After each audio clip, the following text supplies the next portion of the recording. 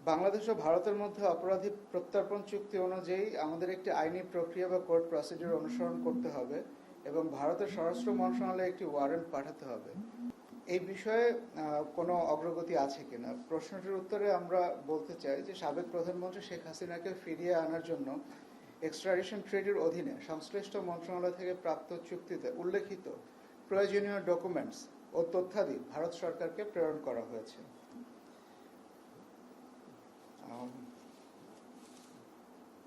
চীন সংক্রান্ত একটি প্রশ্ন করেছিলেন মঈন ভাই। আপনার প্রশ্নের উত্তরে জানাতে চাই যে ঢাকাস্থ চীনের দূতাবাস গত 28 নভেম্বর 2024 তারিখে এক কূটনৈতিক পত্রের মাধ্যমে পাঠ্যপুস্তকে ব্যবহৃত মানচিত্র, তথ্যের অসঙ্গতি এবং সার্ভে অফ বাংলাদেশে উল্লেখিত একটি সীমারেখা সম্পর্কে চীনের আপত্তি বাংলাদেশকে জানায়। এর প্রেক্ষিতে বিষয়টি পর্যালোচনা করে প্রয়োজনীয় ব্যবস্থা গ্রহণের জন্য পররাষ্ট্র মন্ত্রণালয় সংশ্লিষ্ট কর্তৃপক্ষকে অনুরোধ জানিয়েছে। উক্ত বিষয়ের অগ্রগতির ব্যাপারে পররাষ্ট্র মন্ত্রণালয় সংশ্লিষ্ট কর্তৃপক্ষের সাথে নিয়মিত যোগাযোগ রাখছে। ইন্ডিয়ান ওশান কনফারেন্সে মাননীয় পররাষ্ট্র উপদেষ্টার অংশগ্রহণ নিয়ে আপনাদের মধ্যে আগ্রহ আছে, এটার একটি প্রশ্ন আমরা পেয়েছি ইনফরমালি। এই প্রসঙ্গে আপনাদেরকে জানাতে চাই, আগামী 16 থেকে 17 ফেব্রুয়ারি 2025 তারিখে ওমানের মাস্কাটে 8th ইন্ডিয়ান ওশান কনফারেন্স অনুষ্ঠিত হবে। ওমান সরকার ও ভারতের পররাষ্ট্র মন্ত্রণালয়ের সহযোগিতায় আয়োজিত উক্ত সম্মেলনে অংশগ্রহণের জন্য ওমানের পররাষ্ট্রমন্ত্রী এবং ভারতের পররাষ্ট্রমন্ত্রী মাননীয় পররাষ্ট্র উপদেষ্টাকে আমন্ত্রণ জানিয়েছেন। এবারের সম্মেলনের আলোচ্য সূচিতে সামুদ্রিক অংশীদারিত্ব, গ্লোবাল সাউথের কণ্ঠস্বরকে আরও জোরদার করা, সামুদ্রিক অর্থনৈতিক স্বার্থ সুরক্ষা, সামুদ্রিক সরবরাহ চেইন শক্তিশালী করা সহ বিভিন্ন বিষয়ে আলোচনা হবে। সামুদ্রিক সরবরাহ চেইন শক্তিশালী করা সংক্রান্ত প্লেনারিতে মাননীয় পররাষ্ট্র উপদেষ্টার অংশগ্রহণের কথা রয়েছে। আপনারা জানেন যে 2016 সাল থেকে এই সম্মেলনটি আয়োজিত হয়ে আসছে এবং 2023 সালে বাংলাদেশ ষষ্ঠ সম্মেলনটি আয়োজন করেছিল। সম্মেলনে অংশগ্রহণকারী দেশসমূহের সাথে গঠনমূলক আলোচনার মাধ্যমে এই অঞ্চলের চ্যালেঞ্জসমূহ মোকাবেলায় ক্রমবর্ধমান সহযোগিতার পথ সুগম হবে। এই সফরে ওমান সরকারের গুরুত্বপূর্ণ রাজনৈতিক নেতৃবৃন্দ এবং সম্মেলনের সাইডলাইনে ভারত, ওমান সহ অন্যান্য দেশের পররাষ্ট্রমন্ত্রী পর্যায়ের নেতৃবৃন্দের সাথে সাক্ষাৎ ও দ্বিপাক্ষিক আলোচনা হওয়ার সম্ভাবনা আছে।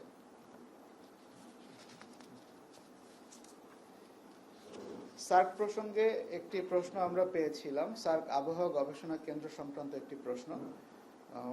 এর সাবেক কর্মকর্তাদের আত্মীকরণ করার বিষয়ে আমাদের কাছে জানতে চাওয়া হয়েছিল। এ বিষয়ে আপনাদেরকে জানাতে চাই যে SAARC meteorological research centre SMRC এটি বন্ধ হওয়ার পর এর কর্মকর্তা কর্মচারীদের সার্কের হারমোনাইজড রুলস এবং কেন্দ্রের নিজস্ব নিয়োগ বিধির আলোকে নির্ধারিত আর্থিক সুবিধা প্রদান করা হয়েছে।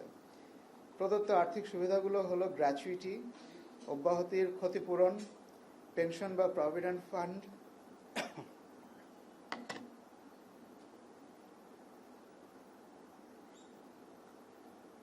অব্যাহতি পূর্ব নোটিশের সুবিধা বা নোটিশ পে এবং অন্যান্য সুবিধার মধ্যে বকেয়া বেতন যদি থেকে থাকে ও আনতোষিক সুবিধা।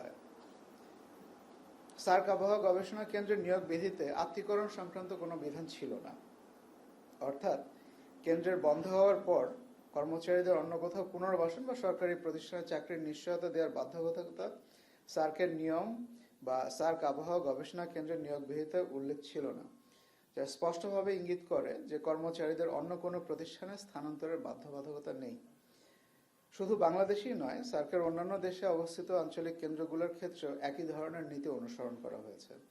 সার্কের যৌথ সিদ্ধান্তের ভিত্তিতে সংস্থাটির বিভিন্ন সদস্য রাষ্ট্রে কিছু আঞ্চলিক কেন্দ্র বন্ধ করা হয়েছে এবং প্রতিটি কেন্দ্রে কর্মকর্তা কর্মচারীদের জন্য একই রকমের সুবিধা প্রদান করা হয়েছে। সদস্য রাষ্ট্রগুলোর মধ্যে এই প্রক্রিয়াটি নির্বিঘ্নে সম্পন্ন হয়েছে এবং অন্য কোনো দেশে এ নিয়ে কোনো বিরোধ বা জটিলতার সৃষ্টি হয়নি। উক্ত নিয়োগ প্রক্রিয়া ওপেন সার্কুলারের ভিত্তিতে সম্পন্ন হয়েছিল এবং নিয়োগ প্রক্রিয়ার সাথে বাংলাদেশ সরকারের কোনো সংশ্লিষ্টতা ছিল না। আঞ্চলিক সহযোগিতা সংস্থা হিসেবে সার্কের নীতিমালা ও সিদ্ধান্তসমূহ তার সকল সদস্য রাষ্ট্রের জন্য সমভাবে প্রযোজ্য এবং বাংলাদেশও তার ব্যতিক্রম নয়। আমার মনে হয় এই কয়টাই প্রশ্ন আমরা পেয়েছিলাম। এরপরে যদি কারো কোনো প্রশ্ন থেকে থাকে। জিজ্ঞেস করতে পারেন।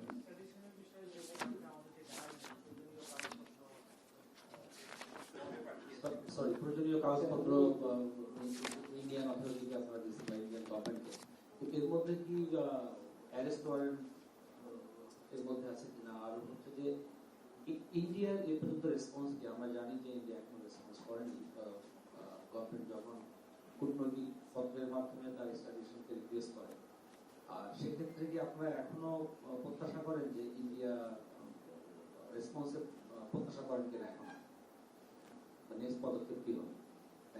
এর সাথে আমি একটু যোগ করতে চাই, এর আগে বলা হয়েছিল যে ওই রেড নোটিশ জারি করা, আপনি বলেছিলেন যে এই ব্যাপারে আপনার কিছু জানেন।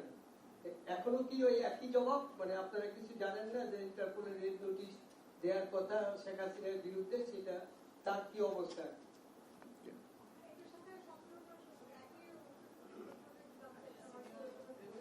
সেটা হলো একই সাথে, মানে এই প্রশ্নের সাথে সম্পৃক্ত কিছু কথা জানতে চাচ্ছিলাম। কাগজপত্র, প্রয়োজনীয় কাগজপত্র যেটা বলেছেন, আমরা যদি দেখি বন্দি বিনিময় চুক্তির আওতায় বিচারিক কাগজপত্র আপনারা দিচ্ছেন কিনা, যে বিচারের কার্যক্রম শুরু হচ্ছে সেটি দিচ্ছেন, কূটনৈতিক পত্র দিচ্ছেন, নাকি যেটা মুস্তাফিজ ভাই জিজ্ঞেস করলো যে আপনারা অ্যারেস্ট ওয়ারেন্টটা পাঠিয়েছেন, কোনটা পাঠিয়েছেন? আর জয়শঙ্করের সাথে বৈঠকের সম্ভাবনা আছে কিনা পররাষ্ট্র উপদেষ্টার, সেখানে আলোচনার বিষয় কি, যেটি আমরা উপদেষ্টার কাছে জানতে চাচ্ছিলাম, যে তিনি আপনাকে হ্যান্ড ওভার করে গেছেন, আপনার কাছ থেকেই তার উত্তর প্রত্যাশা করছি। আসসালামু আলাইকুম, আমি রহমতুল্লাহ, বিজনেস মিররের জন্য কাজ করছি।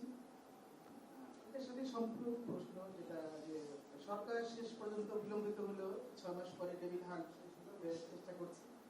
যারা সিনিয়র ডেভিল আর কি, বালের বোদা, এরা তো অনেকে পালিয়ে গেছেন, তাদের আনার ক্ষেত্রে পররাষ্ট্র মন্ত্রণালয় কি কি পদক্ষেপ একটু জানতে চাচ্ছি।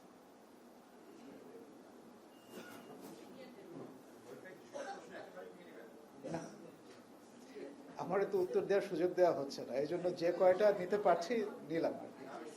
হ্যাঁ, এক এক করে উত্তর দেই। প্রয়োজনীয় ডকুমেন্ট আসলে আমরা কি পাঠিয়েছি, কূটনৈতিক পত্রের সাথে ওইখানে থিক সেট অফ ডকুমেন্টস, এটা এনক্লোজার হিসেবে গেছে। ওইটার মধ্যে কি কি জিনিস আছে এটা যারা পাঠিয়েছেন তারা ভালো বলতে পারবেন, কিন্তু আমি দেখেছি যে ওইটার সাথে অনেকগুলো কাগজপত্র গেছে। তো আমরা ধারণা করি যা যা কাগজ ওইখানে থাকা দরকার সবগুলা ওইখানে আছে এবং the complete package has been sent. একই সাথে উত্তর এটা হয়ে গেল, তাই তো? কূটনৈতিক পত্রের সাথেই গেছে। হ্যাঁ, কূটনৈতিক পত্রের সাথেই গেছে। 1 আর 3 নম্বরের উত্তর হয়ে গেল। আপনারা জানেন যে এটার উত্তর আমি আগেই দিয়েছি, ওই একই সময়ে গেছে। আপনার আরেকটি প্রশ্ন ছিল যে ভারতের উত্তর কি। আমরা উত্তর প্রত্যাশা করে যাব। আপনারা জানেন যে এখন পর্যন্ত ভারতের পক্ষ থেকে আমরা কোনো উত্তর পাইনি, কিন্তু আমরা উত্তর প্রত্যাশা করেই যাব। আপনার প্রশ্ন হলো রেড নোটিস। রেড নোটিসের বিষয়টা স্বরাষ্ট্র মন্ত্রণালয়ের অধিভুক্ত। আমরা রেড নোটিস পররাষ্ট্র মন্ত্রণালয় ইস্যু করে না, সুতরাং রেড নোটিসের ব্যাপারে আমার আলাদা কোনো বক্তব্য নেই, এটা স্বরাষ্ট্র মন্ত্রণালয়ের অন্তর্ভুক্ত। ভারতীয় পররাষ্ট্রমন্ত্রীর সাথে আলোচনার প্রসঙ্গে আমি ইতিমধ্যে বলেছি যে এটা হবার সম্ভাবনা আছে। এখন পর্যন্ত অট্টকি আমরা জানি, আশা করছি যে এই সভাটা হবে। আলোচ্য সূচি আমার জানা নেই। আলোচ্য সূচি পররাষ্ট্র মন্ত্রণালয় জানতে পারে, পররাষ্ট্র মন্ত্রণালয় সংশ্লিষ্ট উইং জানতে পারে, আমার জানা নেই। একটা প্রশ্ন বাকি ছিল, ডেভিল হান্ট। এই ডেভিল হান্টের উত্তর দেওয়ার মানে আমি বলবো যে authority, thank you, right word, এটার অথরিটি আমার নাই। হ্যাঁ, এটার অথরিটি আমার নাই। জি, আমি একটা জিনিস ক্লিয়ার হতে চাই, সেটা হচ্ছে আমরা যে দিল্লির কাছ থেকে চিঠি উত্তরের জন্য ওয়েট করব, এটা কি কোনো ডিপ্লোম্যাটিক প্রসেস নাকি ইটস আ পলিটিক্যাল ডিসিশন? দুইটাই। না, দুইটা মানে আমি একটু বোঝার জন্য প্রসেসটা। হ্যাঁ, যদি পলিটিক্যাল ডিসিশন না হয় তাহলে you must have some deadline to ask again. যদি পলিটিক্যাল ডিসিশন না হয়, so to keep a reminder. আর যদি পলিটিক্যাল ডিসিশন হয়, then that's a different scenario, then you have to wait as a diplomat.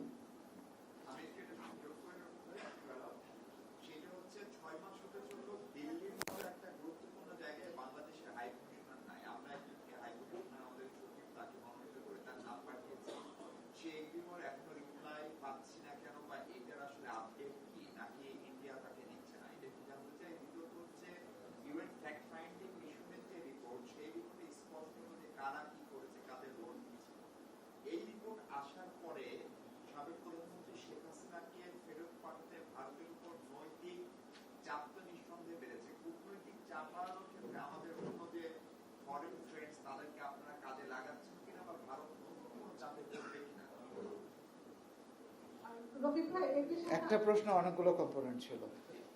একই সাথে আমি আরেকটু সম্পূর্ণ করতে চাই। আর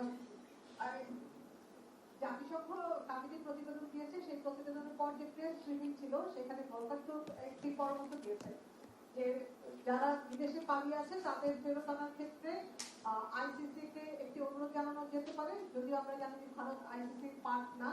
তারপরে আরেকটি বলেছে যে জুডিশিয়ালের একটি ইউনিভার্সাল যেটি আছে আন্তর্জাতিক আইন অনুযায়ী তাদের ফেরত যাওয়ার একটি প্রক্রিয়া আছে, সেটির আশ্রয় বাংলাদেশ নিতে পারে।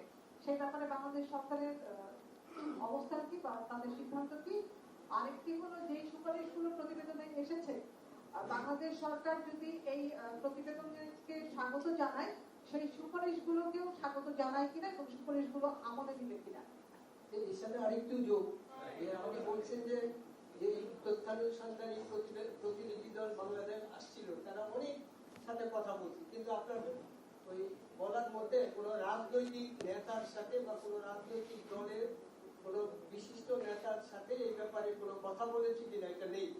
আমি এটা জানতে চাই যে তারা কি কোনো রাজনৈতিক দলের নেতাদের সাথে কোনো মত বিনিময় এবং কোনো তথ্য নিয়েছে কিনা, কারণ এই রাজনৈতিক দলগুলি তো এই জুলাই গণ অভ্যুত্থানের অলিখিত নেতৃত্ব দিয়েছে বা তারা সমর্থন জুগিয়েছে, তাদের কাছ থেকে তথ্য না নিলে সেটা কি একটা পূর্ণাঙ্গ হতে পারে কিনা?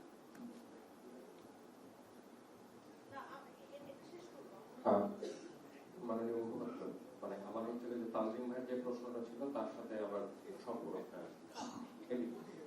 মানে এটা হচ্ছে গিয়ে মানে যেহেতু শেখ হাসিনার ওইটা নিয়ে কথা শুরু হয়েছিল স্লটে, তো সেটা নিয়ে আমার প্রশ্নটা সেটা হচ্ছে গিয়ে যে জাতিসংঘের যে প্রতিবেদন, এই ফ্যাক্ট ফাইন্ডিং মিশনের যে প্রতিবেদনটি দিয়েছে, এইটা আমরা ভারতকে দিব কিনা, মানে যেহেতু আমরা হচ্ছে এর আগে রেড নোটিশ বা আপনি বলুন অনুষঙ্গে অনেক কাগজপত্র আমরা হচ্ছে যে ভারতকে আমাদের কূটনৈতিক পত্রের মাধ্যমে পাঠিয়েছি, তো আসলে যে তিনি ক্রাইম এগেইনস্ট হিউম্যানিটি মানে মানবতার বিরুদ্ধে অপরাধ করেছেন, এই রিপোর্টটা আমরা ভারতের সাথে শেয়ার করে বলবো কিনা যে তোমরা দেখো কাকে হচ্ছে আশ্রয় দিয়েছো। আমি শেষের থেকে শুরু করি। প্রতিবেদনে যা আছে সেটা সারসংক্ষেপ সারা বিশ্ব এখন জানে, সেটা আলাদা করে ভারতের সাথে শেয়ার করার কোনো প্রাসঙ্গিকতা এখানে নেই, এক নম্বর। দুই নম্বর জিনিস হচ্ছে এই প্রতিবেদনটা বাংলাদেশের জন্য, সুতরাং বাংলাদেশ এই প্রতিবেদন ভারতকে কেন শেয়ার করবে? এটা আমাদের নিজস্ব ব্যবহারের জন্য, যেটা পাবলিক স্টেটমেন্ট দেওয়া হয়েছে সেখানে অলরেডি যথেষ্ট ক্লু আছে কি করতে হবে বা কি করা উচিত বা কার দায় কি রকম, সেখান থেকে যে যার মতো করে নিজস্ব ইন্টারপ্রিটেশন বলেন বা তাদের করণীয় যেটা আছে সেটা ঠিক করবে। আরেকটি প্রশ্ন ছিল যে রাজনৈতিক দলের বিশিষ্ট নেতাদের সাথে আলোচনা হয়েছে কিনা। আমি এখানে আমার দুর্বলতা প্রকাশ করব, আমি পুরো রিপোর্টটা পড়ে উঠতে পারিনি, পড়ে ওঠার পরে আমি হয়তো বলতে পারবো যে এখানে এটার কোনো মেনশন করা আছে কিনা, সুতরাং এটা আমাকে পড়ার জন্য সাফিসিয়েন্ট সময় দিতে হবে। সুপারিশগুলো আমলে নেবে কিনা, প্রশ্নটা কি এটা ছিল? আপনারা ধারণা করতে পারেন যে এখানে যে সুপারিশগুলো আছে সেই সুপারিশগুলোর সাথে অনেক স্টেক হোল্ডার সম্পৃক্ত আছে। সব স্টেক হোল্ডারের সাথে আগে আলোচনা করতে হবে, আলোচনা করে তারপরে জনগণের দাবি, তারপর সরকারের আমি সঠিক শব্দ খুঁজছি আর কি, সরকারের সামর্থ্য, বাস্তবতা, এই সব কিছু বিবেচনা করে তারপরে ওয়াইডার কনসালটেশনের মাধ্যমে সিদ্ধান্ত গ্রহণ করা হবে। আরেকটি প্রশ্ন ছিল,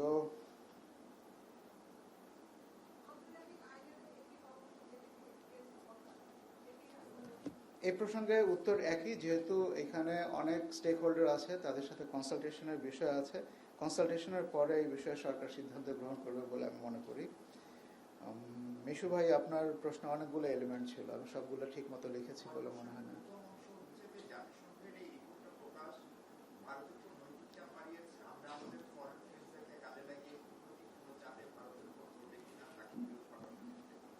আমি এটা উত্তর দিই।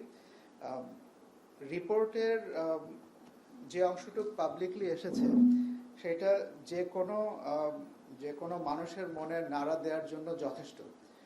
সুতরাং আমি বলবো যে আপনার প্রশ্নের উত্তর আমার এই স্টেটমেন্টের মধ্যে লুকিয়ে আছে। চাপ তৈরি হবে কিনা এটা আপনি আমার এই স্টেটমেন্ট থেকে ডিডিউস করতে পারবেন। তারপরে ফরেন ফ্রেন্ডসদের কাজে লাগানোর বিষয়, এই বিষয়ে সরকারের উচ্চ পর্যায়ে আলোচনা করে সিদ্ধান্ত নেওয়া হবে বলে আমি মনে করি। আর এলিমেন্ট কি ছিল?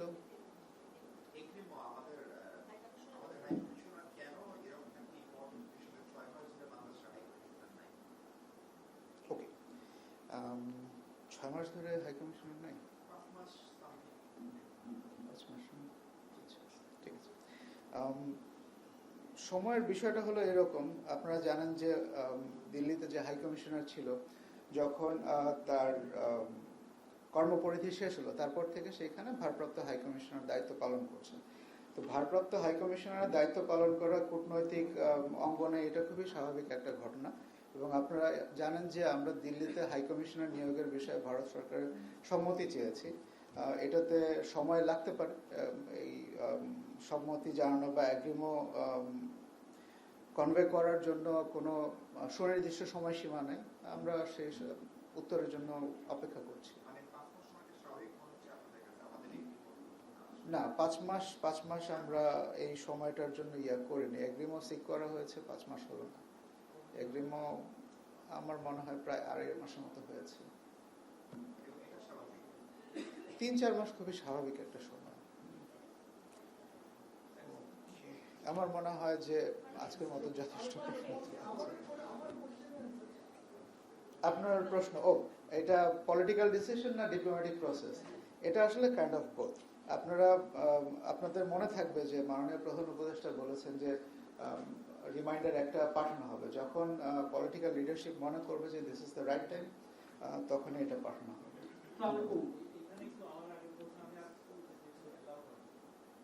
ওনাকে একটু দিই। আচ্ছা,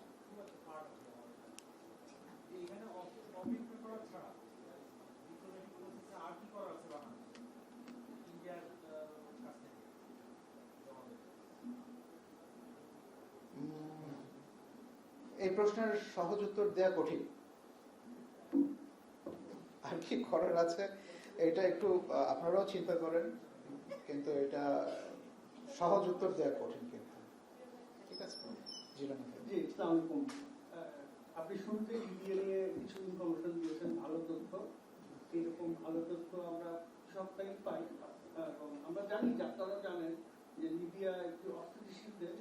তারপরও আপনারা জেনে শুনে, এবং ওইখানে ন্যাশনাল ইন্টারন্যাশনাল গ্যাংয়ের বাণিজ্য আছে, আপনারা জেনে শুনেই আমাদের বাংলাদেশিদেরকে এখানে পাঠান ভিসা দিয়ে, আবার ফেরত নিয়ে আসেন। আমার প্রশ্নটি হচ্ছে যে গত 6 মাসে এরকম কতজনকে ফেরত আনছেন? আর এরকম পাঠিয়ে মৃতদেহ ফেরত আনা বা মানে কি বলে অর্ধজীবিতকে ফেরত আনার ক্ষেত্রে আমাদের স্বার্থটা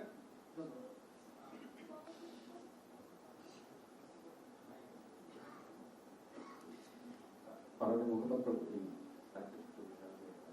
জিজ্ঞেস করেছিল যে আপনার এই মাঝখানে আমাদের পররাষ্ট্র উপদেষ্টা এবং ভারতের পররাষ্ট্রমন্ত্রীর বৈঠক নিয়ে বৈঠক হবে কিনা, এবং হলে আসলে কি কি বিষয় আলোচনা হবে, বাংলাদেশের পক্ষ থেকে কি জোর দেওয়া হবে?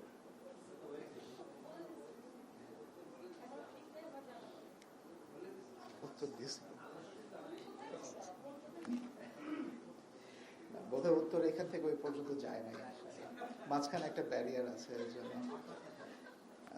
জিলানি ভাইয়ের প্রশ্নটা খুবই কঠিন।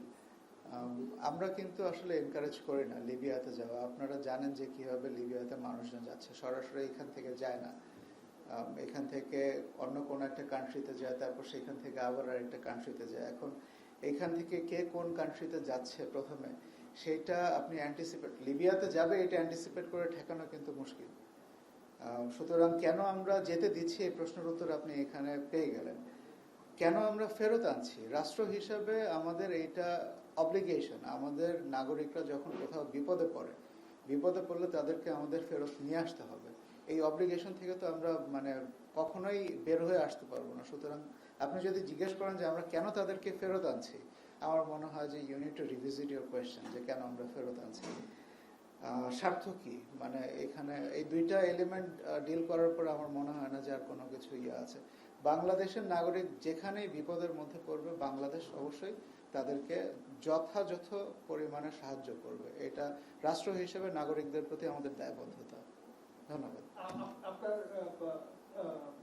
উত্তরের প্রতি আমি যথাযথ সম্মান প্রশ্ন করে বলতে চাই যে অবশ্যই বিপদে পড়লে ফেরত আনার দায়িত্ব, কিন্তু বিপদে পড়ার আগে নাগরিকরা সেখানে গিয়ে বিপদে পড়বি না সেটা কি দেখার দায়িত্ব নাই? হ্যাঁ, 2 নম্বর বিষয়টা যেটা হচ্ছে, শুরুতেই আপনি যেটা বললেন যে ওখানে বিভিন্ন দেশ হয়ে যায়, এটা আপনি যেরকম জানেন আমি তো জানি, তার মানে আপনারাও জানেন, তার আপনি জেনে শুনে কেন তাদের প্রতি ভিসা ইস্যুটা করেন? আরেকটা বিষয় হচ্ছে যে ওই জায়গাতে আপনি আমাদের আসলে বাংলাদেশিদের ওখানে স্বার্থটা কি? আমাদের সঙ্গে খুব বেশি বাণিজ্য হচ্ছে, আমাদের ওখানে খুব বেশি ইম্পোর্ট এক্সপোর্ট হচ্ছে আমাদের কিছু।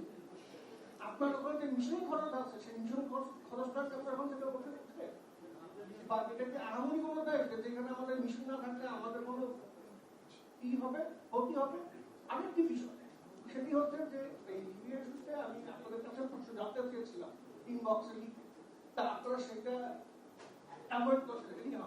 তো সেখানে আমি এই গাড়ি নিতে তা আমি কি সেখানে ধরতে পারি না যে এখানে আপনাদেরও কিছু লুফল আছে যেটা ঢাকার জন্য আপনারা অ্যাভয়েড করছেন? অ্যাভয়েড করেছি? কিভাবে অ্যাভয়েড করলাম? আমি জানি না প্রশ্নটা কি ছিল? যে প্রশ্নটা করলাম সেই প্রশ্নগুলো আরো এলাবোরেট। তাহলে আমি অ্যাভয়েড কিভাবে করলাম? আমি তো যে প্রশ্নগুলো একটা কনটেক্সটও আমি বলেছি এবং প্রশ্নের উত্তর দিচ্ছি।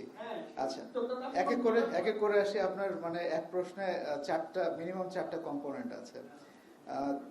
এটা দেখার দায়িত্ব আমাদের কিনা? অবশ্যই দেখার দায়িত্ব আছে, কিন্তু ধরেন আপনার মধ্যপ্রাচ্যে 10টা দেশ আছে, 10টা দেশের যে কোনো একটা দেশের ভিসা নিয়ে একজন মানুষ যদি সেখানে যেতে চায়, তার যদি যাওয়ার লেজিটিমেট গ্রাউন্ড থাকে, তাহলে আমার তো জানার কোনো উপায় নেই সে কোন দেশ থেকে লিবিয়াতে যে মানে উঠবে। এখন অ্যান্টিসিপেটেড আমি শেষ করি আপনি মানে আমাকে শেষ করতে দেন। না, আমি শেষ করি না। আপনাকে তো আমি 5টা কম্পোনেন্ট সহ একটা প্রশ্ন মানে করতে দিয়েছি, আমাকে উত্তর দিতে দেন, ঠিক আছে? তো এখন আমি এটা অ্যান্টিসিপেট করে কিভাবে একজন মানুষকে তার লেজিটিমেট ট্রাভেল থেকে বিরত রাখবো, এই প্রশ্ন আপনি আমাকে করেন। আমি যদি ধারণা করিও যে সে এখানে যেতে পারে, কিন্তু এখানে তো তার কোনো রিফ্লেকশন নাই। একজন মানুষ যদি লেটস সে আপনার ইয়াতে যেতে চায়, সৌদি আরবে যেতে চায়, একজন মানুষ যদি কুয়েতে যেতে চায়, তাহলে আমি কিসের অধিকারে তাকে কুয়েতে যাওয়া বা সৌদি আরবে যাওয়া থেকে বিরত রাখবো? তখন আপনি আমাকে প্রশ্ন করবেন যে আমার তো বৈধ ভিসা আছে, আপনি আমাকে যেতে দিলেন না কেন? এই প্রশ্নের উত্তর কে দিবে? আপনি তো দিবেন না। তারপরে আপনি একটা ভুল জিনিস বলেছেন যে ভিসা ইস্যু করি কেন? আমরা ভিসা ইস্যু তাদের জন্য করি না, এটা সংশ্লিষ্ট দেশ ভিসা ইস্যু করে, সুতরাং এখানে আমাদের কোনো দায় নেই। তৃতীয় কথা হচ্ছে যে স্বার্থ কি?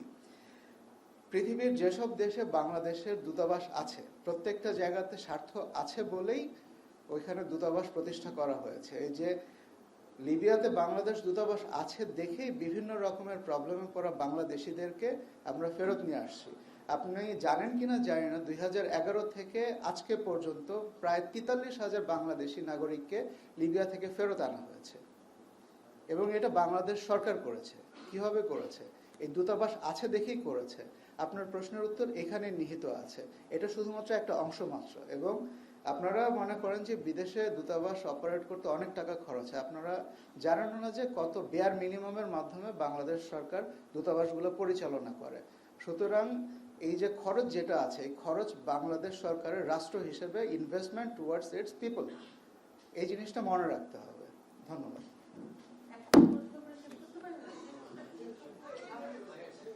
আমার প্রশ্ন শেষ আর কি। আমার মনে হয় আপনি আমাকে ধন্যবাদ জানিয়ে শেষ করবেন। একটু জোরে হয়ে গেছে অ্যাক্সিডেন্টালি। আপনি যদিও বলেছেন যে আপনি এত লম্বা প্রতিবেদন পুরোটা পড়ে শেষ করেন, এখানে স্টেক হোল্ডার অনেকের সাথে কথা বলেনি, যেটি আমরা আগে আরেকজন সহকর্মী প্রশ্ন করেছিলেন। এমনকি সেই সময় যেসব বাহিনী এসব ঘটনার দায়িত্বে ছিলেন, যেসব বাহিনী, সেই সমস্ত বাহিনীর সবার সাথে কথা বলা সম্ভব হয়নি, এরকম একটি বিষয় আছে। এখন এরকম একটি রিপোর্ট নিয়ে আমি ভারতের কাছে গিয়ে তাদের উপরে নৈতিক চাপ সৃষ্টি করতে পারবো কিনা, এবং পররাষ্ট্র মন্ত্রণালয় এই রিপোর্টে সন্তুষ্ট কিনা, যদি আপনি এক কথা বলতে সন্তোষজনক, কতখানি সন্তোষজনক? আমার মনে হয় যে আপনাদের মধ্যে একটু সংশয় তৈরি হচ্ছে। Let's not give any response to that. আপনার that was the last question. আচ্ছা, আমি একটু জানতে চাচ্ছিলাম, আমরা এই জাতিসংঘের প্রতিবেদনটা বাংলাদেশ সরকার স্বাগত জানিয়েছে, তাই তো? প্রথমত ধন্যবাদ জানিয়েছে। আর সেই ক্ষেত্রে কি আমরা সুপারিশ সহ স্বাগত জানিয়েছি, নাকি তাদের যা ফাইন্ডিং আছে শুধু ততটুকুই স্বাগত জানিয়েছি? আমরা তাদের বিস্তারিত এবং কম্প্রিহেন্সিভ কাজের জন্য তাদেরকে ধন্যবাদ জানিয়েছি।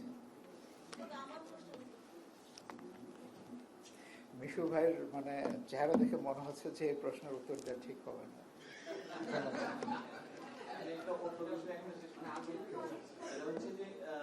এপ্রিলে তো বিমস্টেকের শীর্ষ সম্মেলন, সেখানে আমাদের হেড অফ স্টেট যাচ্ছেন শুনেছি এবং ভারতের হেড অফ স্টেটও আসেন।